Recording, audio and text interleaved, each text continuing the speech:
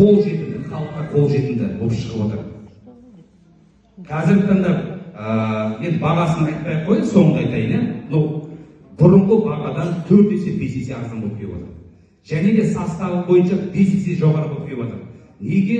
Өйткені нониден бөлек құрамында гранат, анардың косточкасы дейді, анардың сүйегі бар. Ол жүрек қан-тамыр жүйесіне пайдалы. Бүкіл қан-тамыр жүйесіндегі тромбтарды ерітеді. Бүкіл қан-тамыр жүйесіндегі серпінділікті қалыпқа келтіреді. Екінші, жүзімнің сүйегі бар. Ол антиоксидант. Неге онкологияға қатты көмектесіп жатыр? Өйткені мықты сильнейший антиоксидант жүзімнің косточкасы деген бар. Сүйегі дейді ғой енді. Үшінші, янтарная кислота деген бар құрамында. Ол қалқанша безге жақсы көмек тигізеді. Төртінші, не бар тағы да?